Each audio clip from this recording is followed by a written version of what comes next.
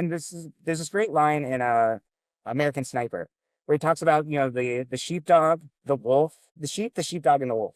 Are you familiar with this scene? No. We should totally put it out there when we put this podcast up. So it's a great line. He goes, there's most people are sheep, right? They're not going to stand up for things.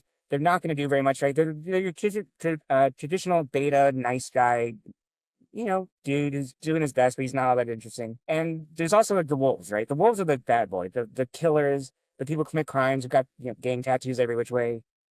They said the ideal male is the sheepdog because you're as big and as strong and as scary and as powerful as the wolf, but you're there to protect. You're not there to steal. You're not there for selfishness. You're there to take care of everybody else. And that is like the ideal form of masculinity, I think. Right? You need to be as big and as bad and as strong and as aggressive as, like the monsters without, being a selfish person like the monsters are. I love that. Oh, it's fantastic. It's exactly what we should be guiding as many men towards that as possible. Yeah, for sure. Because I feel like there's this mentality where you're either the bad boy who causes chaos and disruption, or you're kind of the effeminate beta male. Yeah. Okay. And what you're saying is like you can be like an pro-civilization alpha. Yeah. Right? Like Jocko Willink is not a criminal. Jocko Willink is not going to hurt you. He's not going to get drunk and beat you up. He's not going to go do that. But that dude is alpha as fuck. Like he's a big, strong, military, he's a Navy SEAL. I was listening to him on a podcast recently. Like that guy's like totally top of his game. And he's as big and as strong and as scary as anybody alive, but he's got it under control.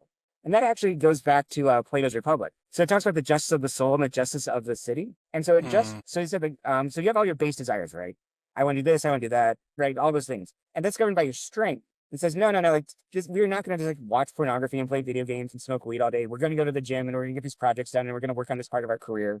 And then that's all guided by wisdom. And wisdom needs to be the top of the pyramid. The wisdom says, what's actually best for me and everybody else? And then you use your strength, and then your strength keeps your bases under control. The problem with the wolf or the beta, the wimp, is they're letting their base desires control them. They're not in charge of themselves. Right? The wimp is too scared to go out and talk to girls.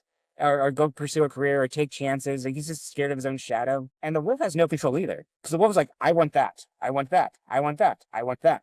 And they just go for it, not caring who they hurt. But like the ideal, anybody, right, man or woman, has those base desires under control. They're like, no, I know that I feel like I want to do this, but that's not the best thing for me. And that's not the best thing for my people in my world. I'm going to do some of those urges besides act on them. And I'm going to do the best thing for everybody. And men and women are both equally capable of this. Like saying, no, like I know that I have this like desire or this urge, but I'm not going to let it rule over me.